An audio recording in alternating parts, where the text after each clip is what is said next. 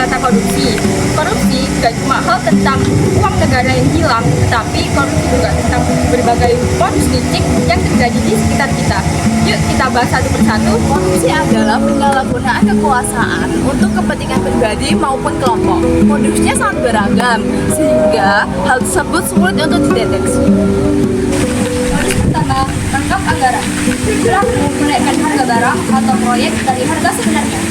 Sisinya, hasil di kantong pribadi. Contoh kasus nyata, kasus pengadaan KTP di Indonesia. Anggaran proyek membengkak jauh dari nilai sebenarnya. Dan sebagian dana diduga dibagi-bagi ke pihak selainnya. Modus yang kedua yaitu proyek. Di atas kertas, proyek kelihatan, tapi nyatanya proyek itu tidak pernah dijalankan sama sekali. Contoh kasus nyata yaitu di beberapa daerah pernah ditemukan anggaran pembangunan yang pernah dicairkan, tapi nyatanya proyek itu tidak pernah dijalankan di lapangan. Misalnya, proyek pembangunan fasilitas umum yang pernah ada di lapangan.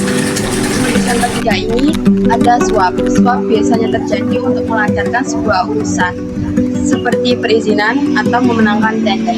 Imbalannya bisa berupa uang, barang, bahkan fasilitas. Untuk kasus suap yang terjadi pada negara kita ini cukup banyak. Salah satunya contoh kasus suap izin ekspor dokter yang melibatkan Edi Prabowo yang menerima suap terkait izin ekspor dokter ini bertujuan agar pihak tertentu bisa mendapatkan keuntungan. Selanjutnya ada modus keempat, yaitu gratifikasi.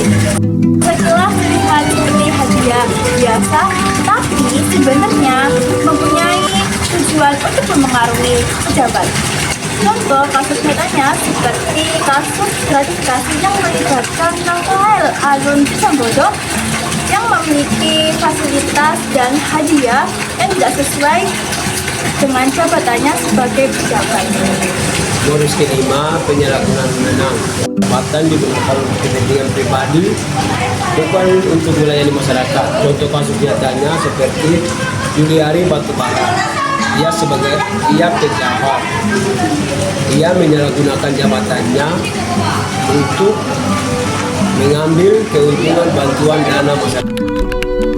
Korupsi bisa terjadi dalam berbagai bentuk dan di berbagai level, dari yang terlihat besar hingga dianggap sepele. Dari kasus korupsi tersebut, korupsi itu benar-benar nyata. Kita bisa melihat dari dampaknya bisa merugikan masyarakat. Contohnya merugikan masyarakat adalah dana bansos yang dikorupsi. Dana bansos yang dikorupsi itu seharusnya disalurkan kepada masyarakat, itu tidak disalurkan kepada masyarakat. Kita sebagai generasi muda, kita harus berani menolak dalam berbagai praktek kasus korupsi tersebut, dari yang kecil hingga yang terbesar.